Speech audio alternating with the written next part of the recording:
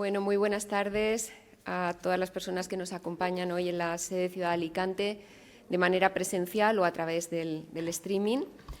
Hace unos días nos encontrábamos en esta misma sede para evocar la amistad intelectual, literaria, humana entre Pablo Neruda y Miguel Hernández, en un acto que se convirtió en cierto modo en anuncio, en antesala de las actividades que a lo largo de esta semana, vamos a desarrollar en el CEMAP en colaboración con la sede de Ciudad de Alicante, el Vicerrectorado de Cultura de la Universidad y la Embajada de Chile en España. Actividades en torno a una triste pero necesaria conmemoración, la de los 50 años del golpe de Estado en Chile. Hoy vamos a tener la oportunidad de escuchar a Mario Amorós, nobeldense de nacimiento, licenciado en Periodismo por la Universidad Complutense de Madrid, doctor en Historia por la Universidad de Barcelona. Amorós es un autor muy prolífico, ha publicado más de 20 libros, ha colaborado en los principales medios de comunicación en Chile y en España, entre nuestros periódicos, pues El País, El Mundo, La Vanguardia, El Periódico de Cataluña, La Razón, La Voz de Galicia, en fin, Nuestra Información. Pero además ha dedicado buena parte de su producción a dos temáticas que ya confluyeron en su tesis doctoral sobre el sacerdote revolucionario Antonio Gidó. Por un lado, la historia de Chile, con textos como Después de la lluvia, Chile, la memoria herida, del 2004, o La memoria rebelde, testimonios sobre el exterminio del MIR de Pisagua Mayoko, del 2008. Y por otro lado, muy vinculado también a esta temática, la biografía, con libros como Neruda, El príncipe de los poetas, del 2015, Pinochet, biografía militar y política, de 2019, Allende, la biografía, que ha sido reeditado este año con el título Allende, biografía política, semblanza humana, con una edición nueva y ampliada, y este otro libro que tengo en mis manos, del que estábamos hablando ahora, La vida es eterna, biografía de Víctor Jara, de este mismo año, como les digo, de 2023. Bueno, pues precisamente estos dos títulos que he citado, la reedición de su libro sobre Allende y esta biografía nueva sobre Jara, son los que nos han llevado a pedirle que sea él quien inicie estos días de reflexión sobre unos hechos que no debieron haber ocurrido nunca, pero que debemos recordar, y que ha sido materia de una sugerente producción literaria que también queremos destacar y analizar en estos días. Las biografías de Jara y de Allende van a ser, pues, la materia principal de la charla de Mario Amorós, aunque seguro creo que habrá tiempo para hablar de proyectos de futuro, y como estás en Alicante, pues algo tendrás que contarnos de esa biografía sobre Hernández que vas a empezar. En nombre de Jorge Olcina, director de la sede Ciudad de Alicante, de José Carlos Rovira, catedrático de Literatura Hispanoamericana, que debería estar aquí hoy también con nosotros, pero que finalmente no ha podido llegar a tiempo, y en el mío propio quiero darte las gracias, Mario, por aceptar nuestra invitación. Es un gusto que inicies estas jornadas dedicadas a los 50 años del golpe de Estado en Chile. Muchas gracias.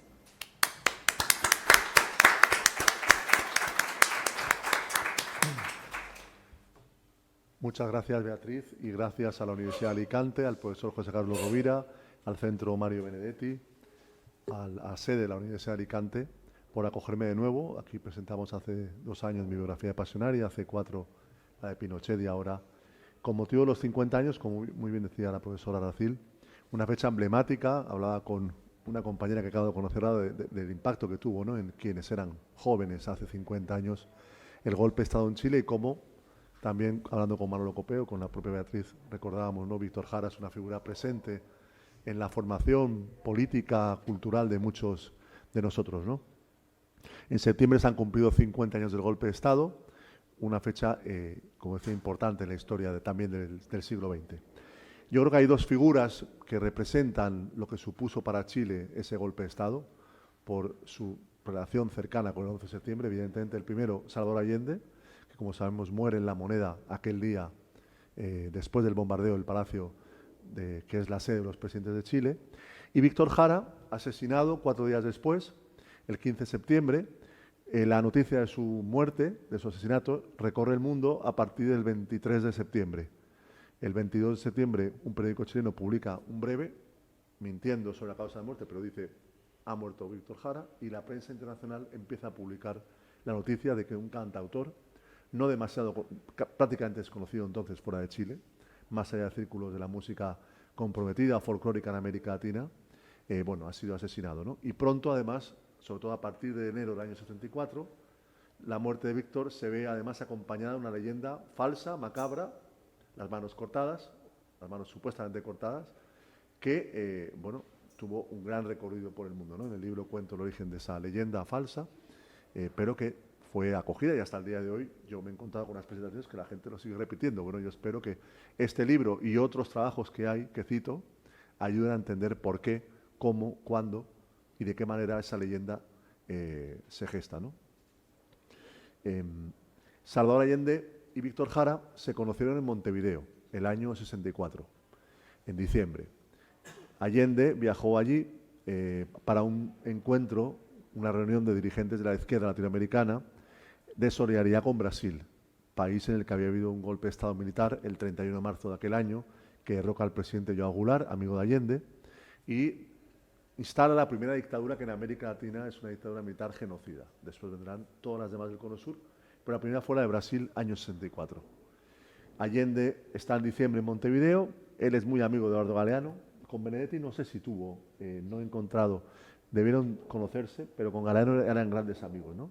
Y en el semanario Marcha, donde también escribía Benedetti, y Galeano, por supuesto, hay una gran cantidad hay 2 o 3 entrevistas muy buenas de Galeano a Allende.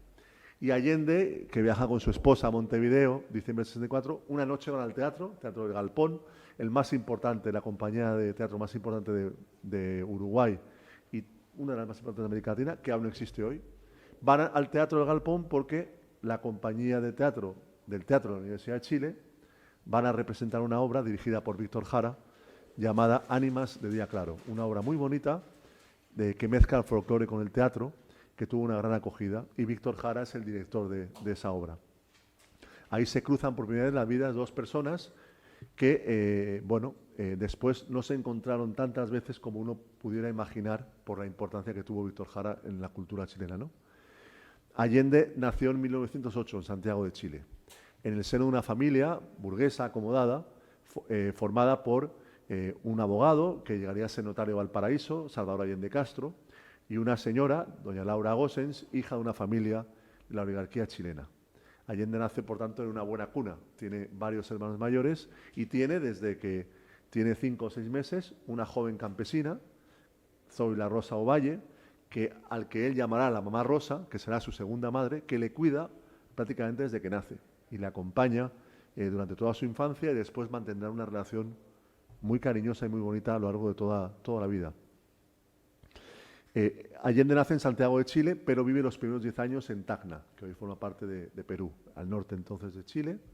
Después viven en Valdivia por el trabajo de su padre, en el sur, Santiago. Y lo más importante en ese recorrido inicial de su vida es que en torno al año 22-23 llega a Valparaíso, ese puerto fantástico de Chile, donde se matricula en un instituto de secundaria, liceo lo llaman en Chile, que aún existe hoy, el Liceo Eduardo de la Barra. Y él va desde Viña del Mar en transporte público, donde vive su familia, a Valparaíso todos los días, y a la salida de ese instituto tiene un taller de carpintería, un obrero anarquista italiano, Juan de Marchi, una persona legendaria en la vida de Allende, porque fue, como Allende le contó a Regis Debray, el filósofo francés, la persona que hace que ese muchacho ya de 15 años, de familia, es verdad que progresista en lo político, bueno, sus padres, sus tíos, su abuelo, Ramón Allende Padín, una gran personalidad, habían sido militantes del Partido Radical, un partido que defendía ideas avanzadas en educación, por ejemplo, o la separación Iglesia-Estado, un Estado laico, pero hace que ese muchacho de familia burguesa se aproxime por primera vez a las ideas, a las lecturas, a las conversaciones de la izquierda.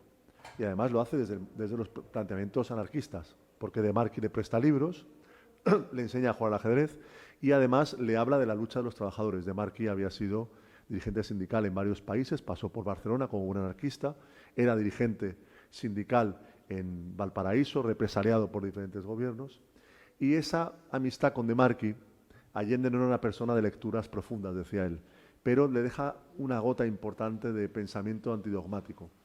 Allende siempre tendrá una buena relación con todas las familias y sectores de la izquierda chilena. Se llevará bien con los comunistas, tendrá buenas relaciones con sectores trotskistas, imagínense en la época trotskistas comunistas, las batallas que había, ¿no? Tendrá relación con los sindicatos anarquistas cuando es ya médico, y tiene sobre todo una posición de rechazo al dogmatismo y a las restricciones en la libertad o la crítica. Allende ingresa en la Universidad de Chile el año 26 para estudiar medicina. Como su abuelo, Ramón Allende Padín, él decide estudiar medicina en un momento importante porque en Chile, el año 27, se instala una dictadura militar similar a la de Primo de Rivera en España. Es una dictadura que persigue a la izquierda, pero que no extermina ni asesina a los militantes y dirigentes de la izquierda, ¿no? Contra esa dictadura militar, Allende participa como dirigente estudiantil en la Universidad de Chile. En Chile hay una gran tradición del movimiento estudiantil, tanto en secundaria como universitario. El actual presidente de la República, Gabriel Boric, fue presidente de la Federación de Estudiantes de la Universidad de Chile. Allende fue vicepresidente en los años 20. La ministra Camila Vallejo, otra de las personas más importantes del gobierno, también fue presidenta de esa Federación de Estudiantes. Durante generaciones, los líderes, sobre todo la izquierda, los que no son de estación obrera, sino estación que tienen estudios universitarios, han sido dirigentes estudiantiles muy importantes, y Allende participa de esa Federación de Estudiantes en la lucha contra esa dictadura que cae en julio del año 31. Y hay un periodo de anarquía política donde incluso en junio del año 32 en Chile se proclama la primera República Socialista de América, la República Socialista, que dura 12 días. Después viene la represión política, y Allende, por ejemplo, que participó en esa república, en ese experimento político. No sabemos de qué manera, no hay documentación, pero fue represaliado en la universidad, sometido, él dice, a 2 cortes marciales. Pero expulsado de la universidad, pero logra ser readmitido a la universidad y termina los estudios de medicina el año 33. Víctor Jara nace en aquellos meses tormentosos del año 32, en septiembre, en Santiago de Chile. Al contrario que Allende, es hijo de una familia de los sectores más pobres del país, campesinos inquilinos, campesinos sin tierra, campesinos que trabajaban en latifundios a cambio de un salario casi simbólico y, sobre todo, del derecho a cultivar un trozo de tierra y a tener animales domésticos para literalmente no morir de hambre y poder seguir trabajando para el patrón. Él nace en Santiago de Chile, pero la familia se traslada cerca de la ciudad de Chillán, donde pasa los primeros años, y luego irán también a una zona rural, Lonquén, cerca de Santiago de Chile. Son 10 años que su infancia más temprana vive en el campo, y eso es muy importante para conocer la figura de Víctor Jara como creador. Quienes saben del tema dicen que tocaba la guitarra como los campesinos de Chile, como los campesinos de esa zona del sur de Chile, de Chillán, porque su madre, Amanda, tocaba la guitarra. Era una mujer que, además de ser muy trabajadora, de hacer lo posible, y lo logró, para que sus 6 hijos fueran a la escuela, además tocaba la guitarra y cantaba de manera, parece ser, muy bonita, y eso le transmitió a Víctor un verdadero tesoro, que él entendió después, en los años 50, cuando conoce a Violeta Parra, que eso de lo que se hablaba en Chile en los años 50 con Violeta, con Margot Loyola, el folclore, era lo que su madre le había enseñado, le había transmitido de manera inconsciente, espontánea, en aquellas jornadas en el campo donde él le acompañaba a su madre, tomada de la mano por los caminos de tierra, a cantar en un funeral de los angelitos, los niños que morían a edad muy temprana en Chile, les llamaban angelitos. Había toda una ceremonia en el campo chileno, o en las bodas, o en los funerales, o en las fiestas de los campesinos, ¿no? Y en las entrevistas, que son una de las fuentes de la biografía que he escrito de Víctor Jara, Víctor contaba de manera muy bonita que entre sus recuerdos más bonitos de la infancia están cuando en la zona de Lonquén los campesinos se reunían en la noche a deshojar el maíz, el choclo, y cantaban y tocaban las guitarras. Y decía Víctor, y yo me quedaba dormido en el regazo de mi madre escuchando a esa gente maravillosa, ¿no? Bueno, eso le llega a Víctor de manera completamente espontánea y será muy importante para su vida posterior. Él, su madre y sus hermanos llegan a Santiago de Chile el año 42. Es parte de ese éxodo campo-ciudad que había en Chile, los obreros de las salitreras del norte que tienen que dejar el salitre porque ya no tiene horizonte esa actividad minera, y también agricultores y campesinos que llegan a la gran ciudad como Santiago de Chile en aluvión, ¿no? Y viven de manera muy precaria, en campamentos cerca, en el caso de la familia Víctor Jara, de la estación del ferrocarril. Él pudo ir a la escuela, pudo cursar incluso estudios medios, pero su madre muere cuando él tenía unos 15 años y la familia queda rota.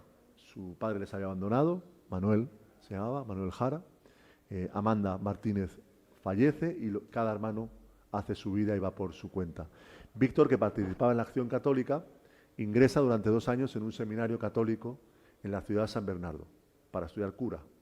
Afortunadamente, en el año 52 se sale del seminario, hace el servicio militar y cuando acaba el servicio militar, el año 53, tiene ya 20 años y no tiene ningún oficio ni ningún horizonte. Sin embargo, en el seminario había aprendido a cantar en el coro. Él cantaba en el coro del seminario, ensayaban, hacían conciertos. Y eso fue importante porque por los azares que intervienen en cualquier biografía, él lee un recorte de prensa diciendo que se convocan pruebas para el coro de la Universidad de Chile, uno de los coros más importantes del país, para participar en el estreno de la ópera Carmina Burana el 12 de agosto del año 54 en el Teatro Municipal, además en el teatro más importante de Chile. Es admitido y se le abre un mundo nuevo que no estaba en la previsión de un muchacho de su extracción social, porque él además participa en una compañía de mimos y el año 56 logra superar las pruebas de acceso para la Escuela del Teatro Experimental de la Universidad de Chile, el teatro más vanguardista del país, el más importante, creado el año 41 por actores y actrices de izquierdas en Chile, con la contribución muy importante de refugiados republicanos españoles que habían llegado a Chile el año 39 con el Winnipeg, el barco de Neruda, como José Ricardo Morales. Una compañía que se inspira en la Barraca de García Lorca, por ejemplo, en el teatro de los primeros años de la Revolución Soviética en Rusia, y donde Víctor tendrá como profesores a lo mejor del teatro chileno, a las mejores actrices, a las mejores actrices, a los mejores actores del teatro chileno. Él se forma 3 años como actor y después decide formarse también como director de teatro.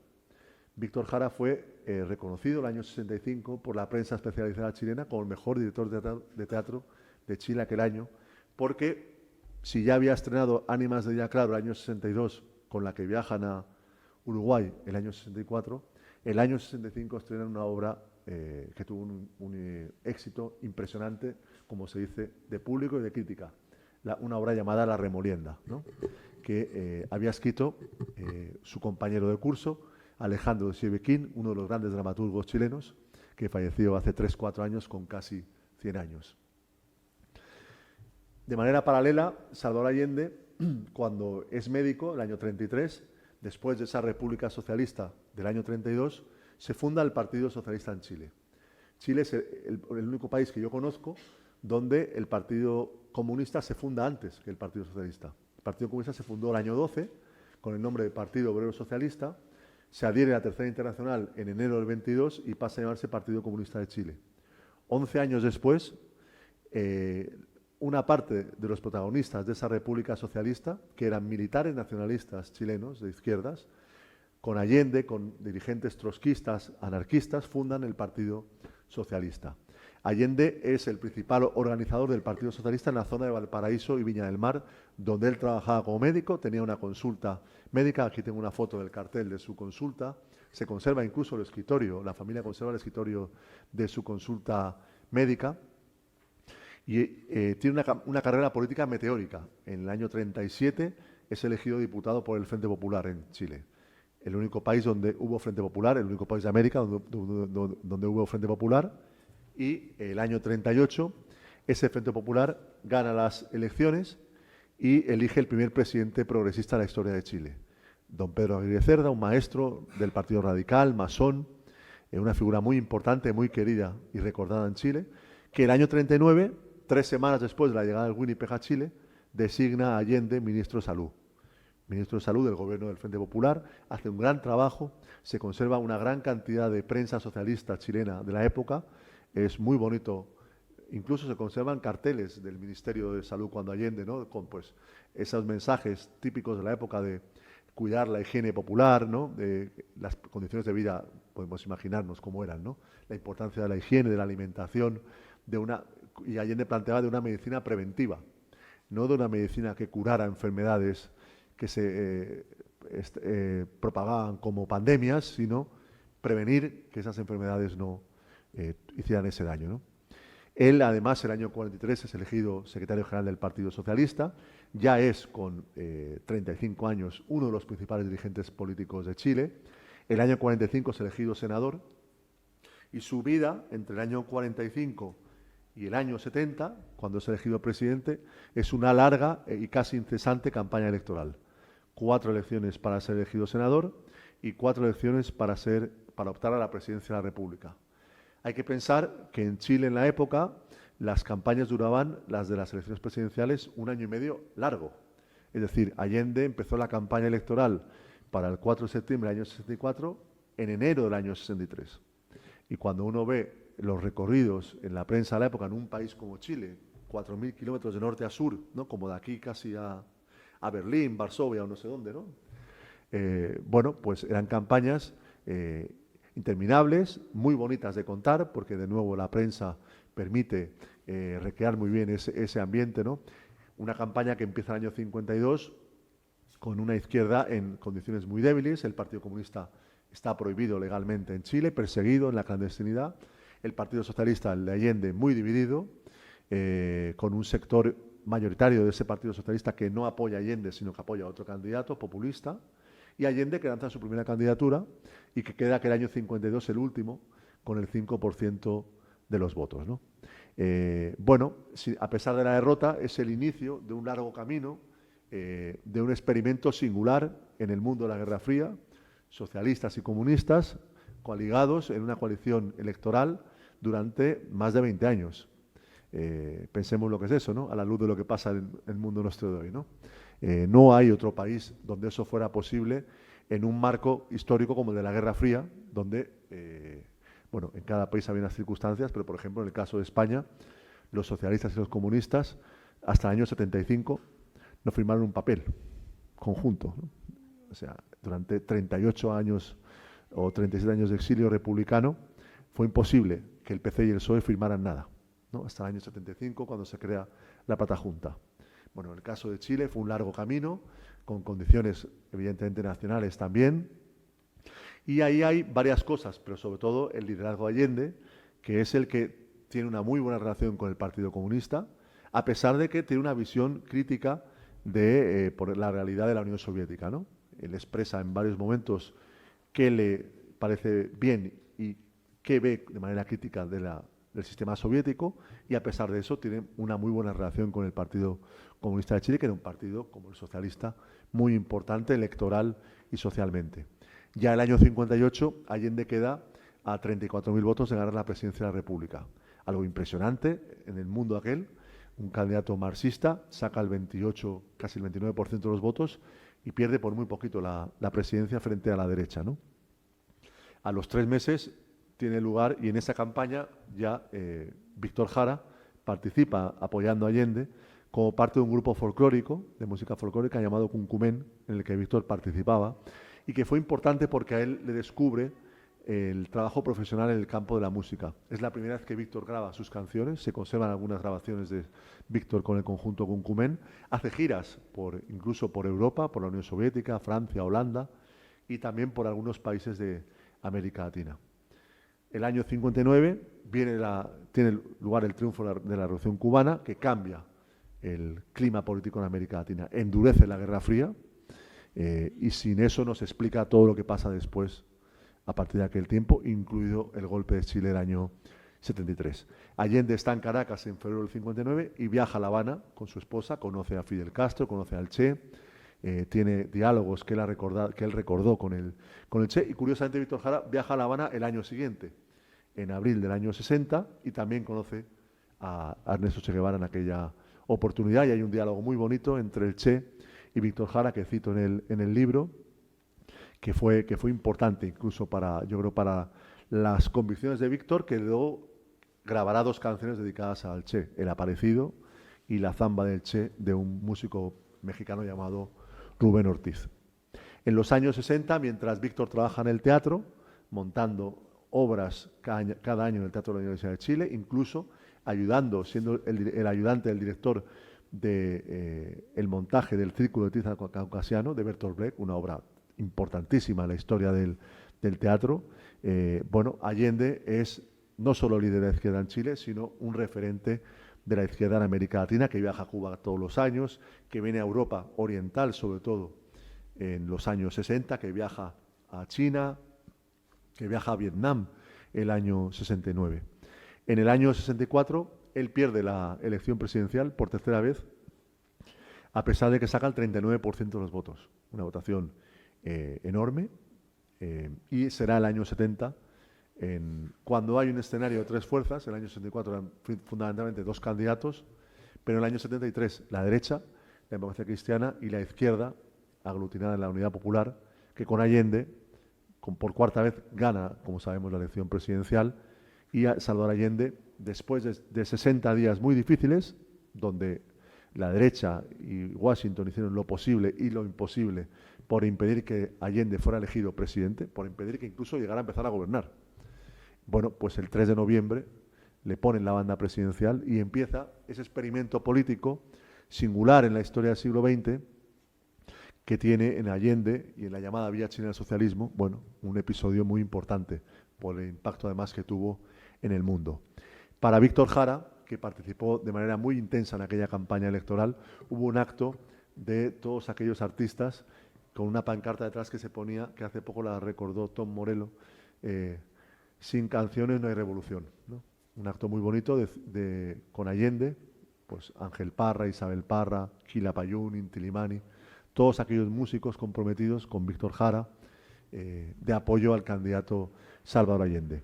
Hay una carta muy bonita de Víctor después de la elección al músico mexicano Rubén Ortiz, contándole sus impresiones de la victoria, ¿no? Las esperanzas que él tenía en que ese gobierno tuviera éxito. Él ya había empezado a grabar canciones y discos comprometidos políticamente. Sus primeros discos son, digamos, de música más bien folclórica, que recuerda esa música campesina que su madre le había transmitido, pero hay un hecho importante, y es que el año 68, las Juventudes Comunistas, en las que Víctor Jara militaba desde el año 58, crean un sello discográfico muy importante en la memoria de la cultura chilena, DICAP, la Discoteca del Cantar Popular. Publicaron más de 100 discos hasta el golpe de Estado. Eran además unos discos maravillosos por el diseño. Podéis buscar en internet DICAP, hecho tres diseñadores chilenos, los hermanos Larrea y Luis Albornoz, y hacían unas carátulas maravillosas con los discos que, bueno, la cantata Santa María de Quique de Quilapayún en el año 70, los discos de Inti Illimani, 4 discos de Víctor Jara, por ejemplo, El Derecho a Vivir en Paz, que la canción dedicada a Vietnam, o Pongo en tus manos abiertas, o el disco La Población del año 72, un disco maravilloso que Víctor concibe casi como una obra de teatro, y donde no solo es un disco dedicado a las familias chilenas que no tenían casa y que luchaban por tener un terreno donde levantar un hogar, sino que da voz a las mujeres que han protagonizado un hecho importante en la historia de Chile, como fue la toma que da lugar a la población Herminda de la Victoria en marzo del año 67, de ahí la canción de Víctor tan bonita de Herminda de la Victoria, o la canción Luchín, dedicada a ese niño que Joan Jara y Víctor recogieron y que después adoptó Ken Arrieta, una de las grandes amigas de Víctor Jara y su esposa, ¿no?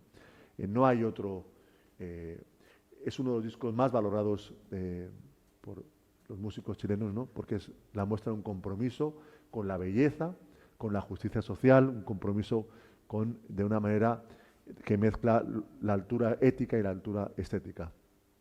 Víctor Jara recorrió el mundo durante aquellos 3 años del gobierno de Allende, viajó a México, a Cuba, a la Unión Soviética, al Reino Unido el año 72, hizo una gira muy impresionante también por Centroamérica, y se conservan, el concierto en México se conservó, y bueno, él, además de cantar sus canciones, pues explicaba ese proceso de la vía chilena del socialismo que encabezaba el presidente Allende, que tuvo grandes conquistas, la reforma agraria, la nacionalización de las grandes minas de cobre, una política internacional ejemplar en el mundo de la Guerra Fría, la participación y la conciencia de los trabajadores, y tantas cosas, el medio de derecha, la editorial Kimantú. pero también tuvo grandes enemigos desde el primer momento, dentro y fuera de Chile. Fuera, el gobierno norteamericano de Nixon y Kissinger, también la dictadura militar brasileña, dentro una derecha que, como pasa casi siempre, cuando pierden, desconocen las reglas de la democracia. Y también un actor clave, como fue la Democracia Cristiana, un partido que, si bien votó por Allende para que fuera elegido presidente en la votación del Congreso Nacional, fue derivando hacia posiciones de confrontación absoluta con el gobierno del presidente Allende y tiene una responsabilidad muy importante en la gestación del golpe de Estado. El presidente Allende buscó, a lo largo de aquellos 3 años, un diálogo con el centro político, con la Democracia Cristiana, que permitiera, primero, un cauce más amable para esa vía chilena del socialismo. La izquierda tenía minoría en el Congreso Nacional, es decir, no podía aprobar leyes sin el apoyo de una parte de la oposición. Y Allende busca ese diálogo en varios momentos, sobre todo en junio del año 72 estuvo cerca el entendimiento, pero el país se fue polarizando, dividiendo en 2 bloques políticos. Parte de la estrategia de la oposición era desestabilizar la economía, crear un enfrentamiento social. Eso lo recordamos por la famosa huelga de los camioneros, por ejemplo, ¿verdad? Y fue imposible ese acuerdo. Después, en el año 73, el presidente Allende incluso buscó un acuerdo prácticamente ya para salvar la democracia. Tenían el temor de que en Chile viniera una guerra civil, no un golpe de Estado como el que tuvo lugar y que conocemos, sino en la memoria de todos los actores estaba presente lo que había pasado en España el año 36. Por eso Pablo Neruda, en su último discurso público, recuerda la guerra de España y la tragedia de la República Española. Lo vuelve a hacer en su última aparición en televisión, en mayo del 73. Lo vuelve a hacer en la última entrevista de prensa que da Neruda, que se publica en Argentina en agosto del año 73. Y el presidente Allende y una parte de la izquierda chilena lanzan una campaña no a la guerra civil. En el lado contrario, quienes preparaban el golpe se preparaban para la guerra civil. Se preparaban para la guerra civil porque los conspiradores de la extrema derecha chilena, por ejemplo, viajan a Brasil en agosto del año 73 y se entrevistan con jefes de la dictadura militar brasileña. Y otros conspiradores civiles, por el lado de las agrupaciones empresariales, también preveían una posible guerra civil. Incluso en las horas previas al 11 de septiembre contactan desde el ejército chileno con la embajada norteamericana preguntando qué pasa, qué van a hacer el gobierno de Nixon si en Chile el golpe de Estado lleva a una guerra civil. El presidente Allende iba a convocar un plebiscito el 11 de septiembre, iba a llamar a una votación democrática en un acto que iba a tener lugar en uno de los bastiones de la izquierda chilena, como era la Universidad Técnica del Estado, la actual Universidad de Santiago. El día 11 de septiembre a las 11 de la mañana, en el foro griego de la universidad, iba a dirigirse al país el presidente Allende y en ese acto también iba a haber una parte cultural con Víctor Jara y con Isabel Parra, la hija de Violeta. Aquella mañana el presidente Allende conoce muy temprano, a las 6 de la mañana, que la Armada se ha sublevado en Valparaíso, llega al Palacio de la Moneda a las 7:30 de la mañana y, bueno, como sabemos, se dirige al país por radio en 4 o 5 discursos, sobre todo el último es el que ha quedado grabado en la historia del siglo XX, ¿verdad? Esa apelación final a la esperanza, a las grandes alamedas. Y Víctor Jara oye al presidente Allende esa mañana desde su casa. Se han despertado temprano y está oyendo los discursos de Allende, haciendo llamadas telefónicas. Hay un llamamiento de la central sindical de trabajadores a que los trabajadores aquella mañana se dirijan a sus lugares de trabajo, los obreros a las fábricas, los funcionarios a las dependencias públicas, a las universidades, a las escuelas, y hasta las 2, 3 de la tarde, en todo Chile, los trabajadores están en las fábricas, pendientes de la evolución de los acontecimientos. Hay reuniones de los partidos de izquierda y a partir de las 2 de la tarde es cuando los partidos de izquierda dan la orden de pasar a la clandestinidad y los obreros en la mayoría de los lugares se retiran de los lugares de trabajo. El presidente Allende se suicida, pone fin a su vida un poco antes de las 2 de la tarde en el Palacio de la Moneda, después del bombardeo y después de pedir a los colaboradores que estaban allí con él que se entregaran a los militares que ya estaban asaltando el Palacio de la Moneda. Una parte de quienes estaban con Allende Aquel día fueron asesinados 2 días después en un recinto militar cerca de Santiago. Víctor Jara, como tantos trabajadores, llega a su puesto de trabajo aquella mañana. Llega en torno a las 11 de la mañana a la Universidad Técnica del Estado con su guitarra y en su coche. Y pasa aquel día con sus compañeros, están recluidos en una parte de la universidad, hay toque de queda desde las 3 de la tarde, es decir, nadie puede salir a la calle o los militares pueden disparar. Además, la universidad es un campus cerrado, ¿verdad? Entonces el ejército acordona la universidad, se reúnen con el rector, Enrique Kirber, con el presidente de la Federación de Estudiantes, y les dicen que al día siguiente llegarán autobuses para trasladar a cerca de 1000 personas que ya había a otros puntos de Santiago, porque el toque de queda duraba hasta el 13 de septiembre. Bueno, al amanecer del 12 de septiembre, la Universidad Técnica del Estado es asaltada y cañoneada por el Ejército de Chile. Es muy impresionante leer una de las fuentes de la biografía de Víctor Jara es el sumario judicial por el asesinato de Víctor. Recibí miles de páginas y es muy impresionante leer los testimonios de los militares que asaltaron la universidad, de los militares que después custodiaron donde Víctor Jara fue llevado, ¿no?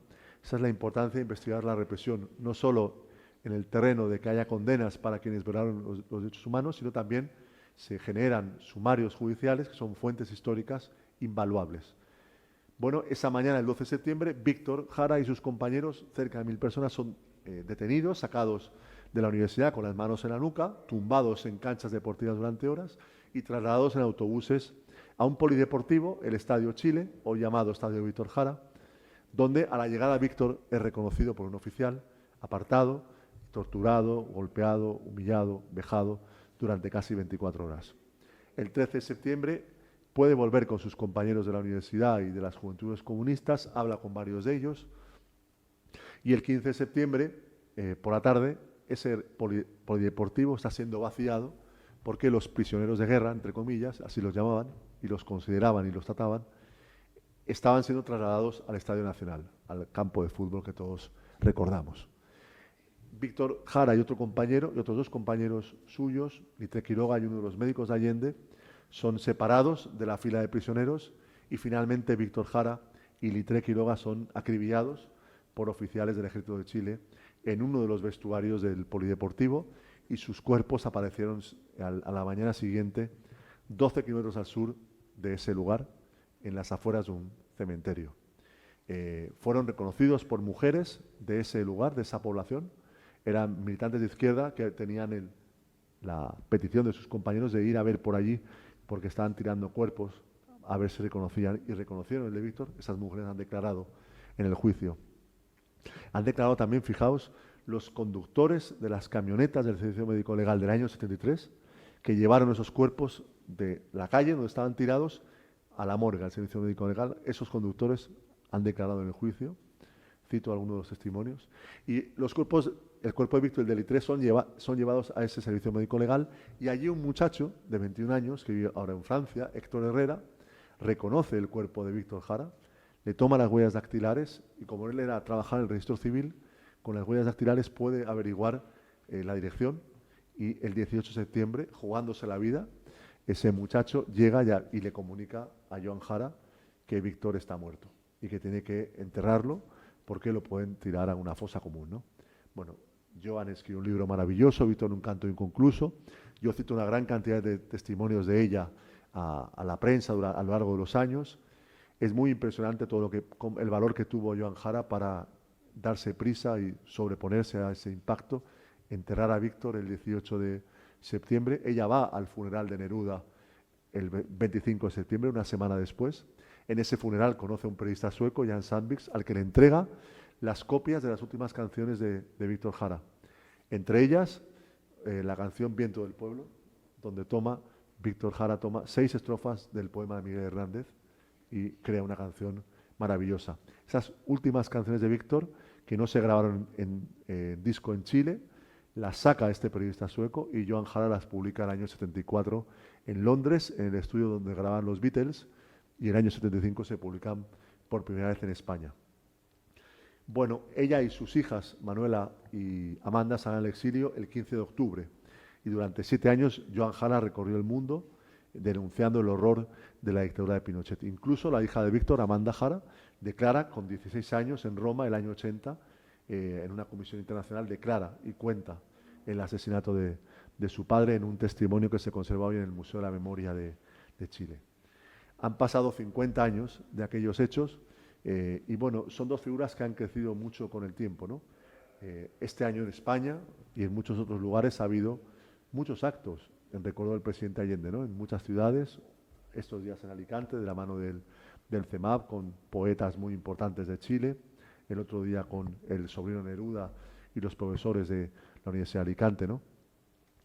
Y Allende es una figura que perdura en el tiempo porque sus ideales, sus principios, sus valores, las causas que dieron sentido a su vida, la búsqueda de ese socialismo democrático, que fuera mucho más allá de lo que había ido la socialdemocracia en Europa occidental, que con participación de los trabajadores, con una mirada crítica, democrática hasta el final, bueno, esos valores todavía tienen sentido y en el caso de Víctor Jara, bueno, ha perdurado su figura, esa giganta, porque sobre todo nos entregó un conjunto de canciones maravillosas que son patrimonio de la humanidad, que conmueven. ¿Cuántas niñas Amandas no hay por el mundo, verdad? Repartidas.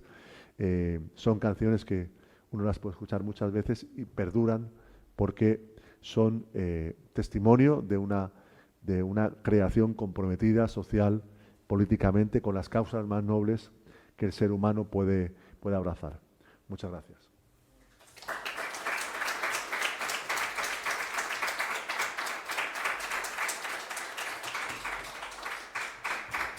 Bueno, aunque las palabras de Mario pues creo que nos han sobrecogido a todos, creo que puede abrirse, si queréis, un diálogo, igual para romper un poquito también la tensión, porque realmente son hechos muy, muy duros. ¿Podrías contarnos un poco sobre la anécdota de Te recuerdo, Amanda, ¿no? De cómo surge esa canción? Y después ya vamos a temas, si queréis, más graves, volvemos a... Bueno, era una de las canciones favoritas de Víctor, ¿no? Él lo cuenta en una entrevista que siempre le conmovía, incluso contó, no recuerdo en qué país, creo que fue en Costa Rica o en Colombia, que él canta esa canción y el público se queda mudo. La de aplaude se queda mudo de la emoción y Víctor lo contaba con una gran alegría. Él crea esa canción en la localidad natal de Shakespeare, Stratford-upon-Avon, ¿no? Está allí el año 68 porque tiene una beca del British Council para estudiar teatro en Londres, ¿no? Durante varios meses. Y estando en Inglaterra, recibe una carta de su esposa, Joan, que le cuenta que Amanda, que tiene 3 años, padece diabetes, ¿no? Una enfermedad, si hoy es terrible para una niña, en la época era mucho más terrible, ¿no? Y según Joan Jara, producto de esa nostalgia de la familia, crea esa canción donde los protagonistas son los nombres de sus padres, Manuel y Amanda, y crea esa canción, bueno, inmortal, ¿no? Que después la canta a su regreso a Chile por primera vez en la Peña de los Parra, el lugar legendario que crearon Ángel e Isabel Parra, y ahí hay un testigo de cuando Víctor la cantó en el lugar donde ellos se preparaban antes de actuar en la Peña, Patricio Mans, un gran cantante chileno, que se quedó conmovido, ¿no? Cuando escuchó esa canción, ¿no? Siempre se ha especulado mucho si estaba dedicada a su madre Amanda o a su hija. Joan Jara decía que un poco tiene cosas de las dos, ¿no? Y es una canción que en vida de Víctor, por ejemplo, él contaba que Mercedes Sosa ya la grabó en Argentina y que le había conmovido, ¿no? Y el año 74, Raimon ya la adapta al catalán y la graba muy tempranamente en un disco además llamado Homenaje a Víctor Jara, ¿no? Bueno, no sé si tenéis alguna pregunta, algún comentario. Sí. Antes de nada, buenas noches. Antes de nada, felicitarte porque has hecho una exposición coral muy visual de cómo se van cruzando las vidas en una suerte de enjambre histórico de Víctor Jara y Salvador Allende. Me ha parecido absolutamente fantástico por tu parte y, en fin, como narrador, no solamente de libros de negro sobre blanco, sino a viva voz, magnífico. Y un poco, durante estos años, te he ido siguiendo de alguna manera, un poco a lo guadiana, ¿no?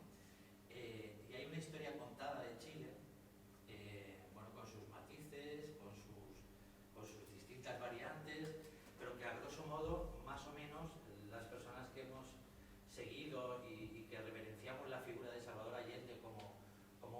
extraordinario, máxime en un lugar como Sudamérica o en un lugar como Chile, tan marcial. Pues más o menos tenemos ese retrato, ¿no? O por lo menos podemos guiarnos por un marco, aunque desconozcamos la letra pequeña y la letra mediana. Pero hay otra parte de la historia de Chile que yo particularmente no conozco, ¿no? Y sé que tiene un peso, pero que de alguna manera no se ha definido, no se ha explicitado, ¿no? Y es, por ejemplo, qué papel o cómo se incardina en toda esa realidad que has ido contando, en todos esos sucesos históricos que has ido contando, el elemento mapuche, por ejemplo, ¿no? ¿Cómo se incardina, cómo se vertebra, cómo está presente, o al final es una cuestión indigenista relegada al sur de Chile que no tiene ninguna consistencia o peso específico? Pues mira, la única canción que Víctor Jara grabó que tiene como título el nombre de una persona es dedicada a una mujer mapuche, Angelita Buenhumán. Es una mujer, ellos, su familia, Víctor y Joan y las hijas, viajaron un par de veranos chilenos al sur de Chile, cerca de un lago, creo que es el lago Ranco, no recuerdo, el nombre está en el libro, ¿no? Y un día conocen a una mujer mapuche que teje con tintes naturales, con pieles naturales, entran a su choza o cabaña y ven un tejido maravilloso. Y Víctor le dedicó una canción que ponla en YouTube, Angelita Buenhumán, maravillosa, una poesía pura. Esa manta le llegaría a Víctor a Santiago de Chile unos meses después, y esa manta es la que cubre el féretro de Víctor Jara cuando en el año 2009 sus restos son exhumados por orden de la justicia chilena para la investigación de su muerte. Hay un funeral popular y el ataúd de Víctor, que es el del año 73, restaurado por su hija Manuela, lo cubren con esa manta de color, creo que era de color rojo, con ribetes negros, que le hizo Angelita Buenhumán, ¿no? Que escuchó esa canción, además por sorpresa en la radio, contaban cuando ella la descubrió por la radio, ¿no? Y después, claro, en dictadura tenían miedo de que asociaran a ella y a su familia con Víctor Jara. Mira, el tema mapuche en Chile no existe como tema hasta hace 30 años. En los años de la Unidad Popular, en la zona del territorio mapuche, cerca de Temuco, un partido pequeño de extrema izquierda que no formaba parte de la Unidad Popular, el MIR, un partido que después fue creciendo, tenía un movimiento, un frente de masas dedicado al pueblo mapuche, sobre todo en la zona, ¿no? Pero el nombre no era Movimiento Campesino Revolucionario, es decir, los mapuches eran vistos como campesinos en esa zona, ¿no? Es verdad que el gobierno de Allende hizo un esfuerzo por, en el marco de la reforma agraria, devolver al pueblo mapuche una parte del territorio originario que había sido esquilmado a partir de la incorporación por la vía de las armas del pueblo mapuche al Estado Nacional chileno con la guerra de 1879-1883, la llamada pacificación de la Araucanía. No era un tema, el tema indígena en el gobierno de Allende, ¿no? Igual que no había un movimiento feminista o un movimiento ecologista. Son temas posteriores. En el caso por tanto, sería ya muy posterior. Hoy sí que es un tema difícil, porque hay una deuda histórica del Estado de Chile con el pueblo mapuche, pero es un conflicto muy, muy complejo, presente también en el debate constitucional y, desde luego, difícil.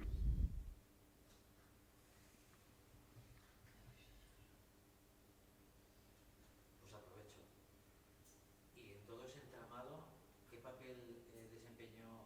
Has hablado de parte de las integrantes del clan de los Parra, pero Nicanor, ¿qué figura desempeñó? Porque ya era mayor, ¿no? Bueno, Nicanor, en el tema de la música no tiene un papel. Tiene un papel en la parte de la literatura. Yo diría también, y en eso no soy especialista, ¿vale?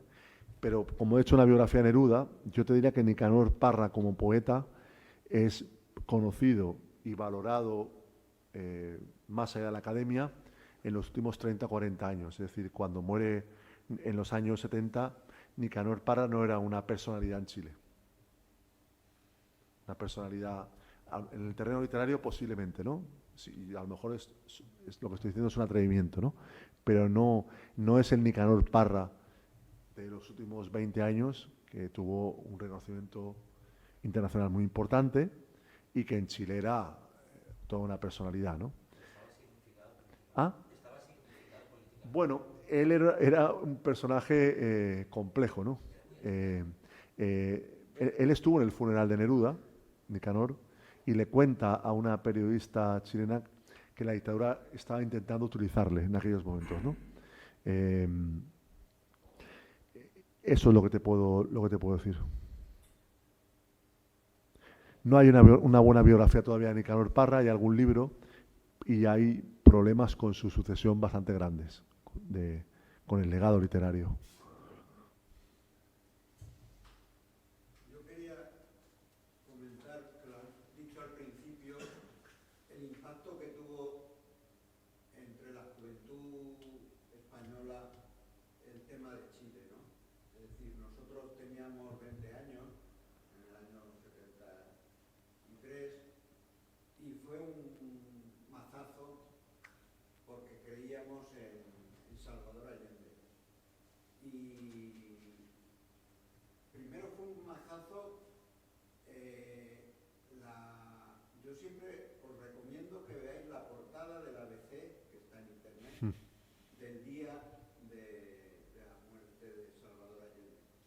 Y que les pusieron una foto como si fuera el diablo, ¿no? Es una foto terrible, una foto que buscaron, vamos, la cara más tétrica de un personaje.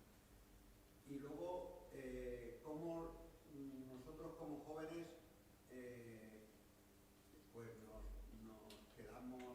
creíamos en la vía pacífica hacia el socialismo y estábamos en la dictadura de Franco, es decir, que tampoco nos reuníamos, ¿no?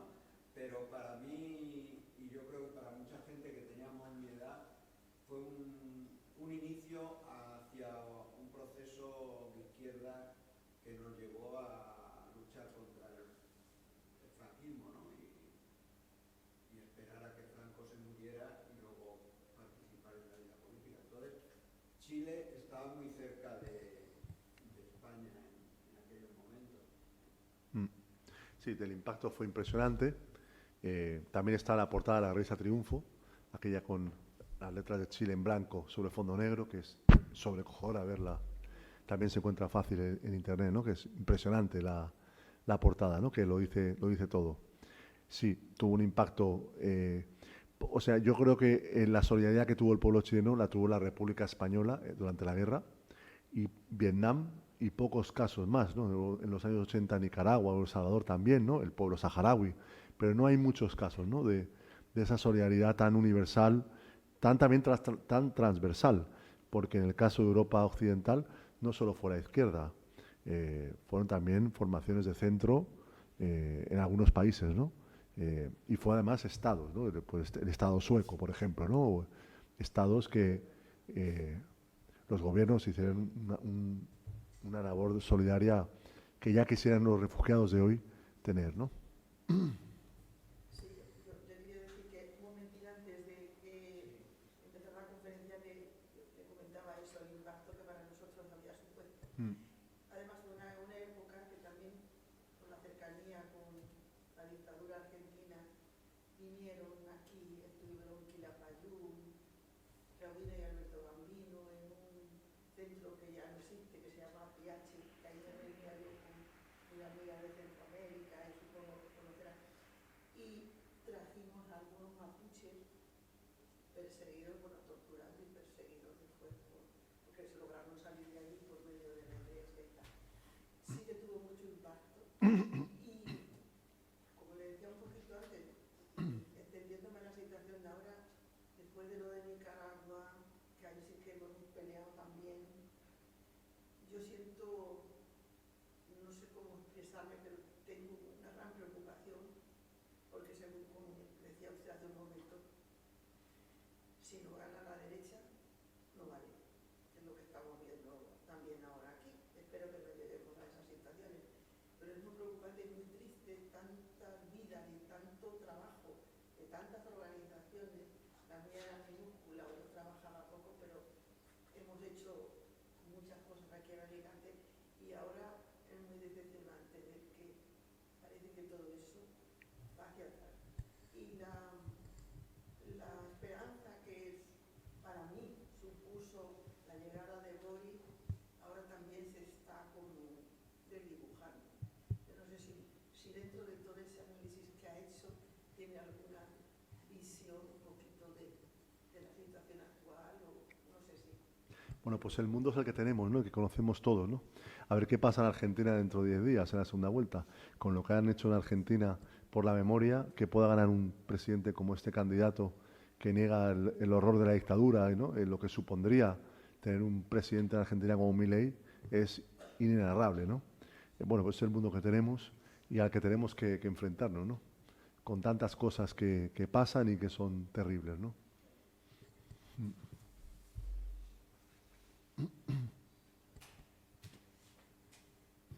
Una cuestión técnica, Mario. Cuando te planteas una biografía, en primer lugar, ¿por qué eliges al personaje? Y luego, ¿cómo trabajas el inicio de las fases de trabajo? Ahí tienes que tener presente una cosa. Yo trabajo fuera de la academia. No escribo para la academia, escribo para el gran público. Publico además, sobre todo en la editorial Penguin Random House, una de las grandes editoriales a nivel mundial, ¿no?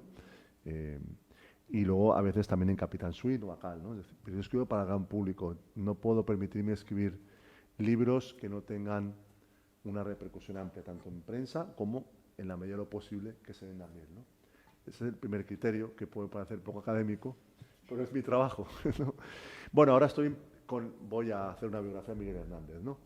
Claro, cuando te pones ante un personaje como Miguel Hernández, Allende, porque de Víctor Jara solo está el libro de su mujer, ¿no? Pero el caso de Miguel Hernández es un desafío tremendo, porque hay una buena biografía de José Luis Ferris, ¿no? Y hay, bueno, un caudal de publicaciones científicas, está el archivo digitalizado, está la obra poética completa publicada por Jesucristo Riquelme, el epistolario completo de Jesucristo Riquelme. Bueno, pues ahí está el desafío. El desafío es, ya tengo el acuerdo con la editorial y voy a tener que, bueno, romperme la cabeza para aportar algo que ni siquiera José Carlos Rovira, Carmen Alemany, José Luis Ferris o tantos otros especialistas conozcan, ¿no? Bueno, pues ahí tendré que, indagar y pensar, dar revueltas, ¿no? Pues, por ejemplo, ahora estoy haciendo una biografía también de una dirigente comunista chilena, Gladys Marín, ¿no? Una mujer muy importante en Chile. Bueno, pues acabo de encontrar en el archivo de la Fundación Neruda 7 cartas de Gladys Marín a Pablo Neruda que nadie conocía. Que a nadie se le había ocurrido llamar a la Fundación Neruda y preguntar, porque eso, como me llevo muy bien con Darío Oses, bueno, pues ya he encontrado las cartas a Neruda, ¿no? Que son cartas además muy bonitas, ¿no? Porque le dice, esta mujer tenía 30 años en los años 60 y le dice a Neruda, ambos comunistas, ¿no? Estoy seguro que va a decir que sí, pero le voy a pedir que mande un mensaje para el Congreso, ¿no? Cartas muy bonitas. Bueno, y el caso de Miguel Hernández, ahí lo que hago primero es recopilar, pensar en los archivos, ¿no? Ahí trate de que pensar personas que tuvieron relación con Miguel Hernández, que no hayan sido escrutadas, ver pues José María Cosío, Almarcha, toda esta gente que suenan, ¿no? Pues pensar, indagar. El tema de la represión de Miguel Hernández también está muy estudiado, ¿no? Está el libro de Ríos Carratalá, que ya lo tengo, y tantos otros. Bueno, pensar ahí el tema de las cárceles, qué puede haber de nuevo. También la investigación de la represión franquista en Alicante, hay estudios muy importantes, ¿no? Mi abuelo estuvo con Miguel Hernández en el reformatorio de adultos, eso me impresionó mucho descubrirlo, por los papeles de mi abuelo, al comparar las fechas, ¿no? Estuvo mi abuelo y tantos otros, ¿no? Pero a mí me impresionó mucho saber que mi abuelo habría estado Bueno, y en el caso de Miguel Hernández encontré 11 cartas suyas inéditas en Chile, que se las di a conocer a la familia, las publicó Jesucristo Riquelme en el epistolario completo, las tiene Yolanda Santamaría de la Biblioteca Virtual Miguel Cervantes, ¿no? Bueno, hay un gran trabajo ahí por delante, la prensa de la época, buscar entrevistas a Miguel que nadie haya encontrado, hay mucha prensa de la República digitalizada, en fin, un trabajo muy bonito, ¿no? Claro, lamentablemente en el caso de Miguel Hernández la ventaja es que vivió 31 años, ¿no? Que también es impresionante pensarlo, ¿no? Que con 31 años dejó esa obra poética que va creciendo con el tiempo, ¿no? Bueno, ese es el desafío. Bueno, no sé si tienen alguna pregunta más. Igual te íbamos a tener aquí toda la noche y tampoco es el objetivo. Muchísimas gracias, Mario. Ha sido una lección de vida, en buena medida, lo que nos has dado hoy. Y bueno, sí tengo que decir que efectivamente es una lectura, aunque sean temas tan difíciles, es una lectura muy amena la que planteas en tus libros, y es una gozada leerlos. Muchísimas gracias a los que nos acompañan, muchísimas gracias Mario. Ha sido un gusto y una deuda que teníamos poder estar hoy contigo. Muchas gracias.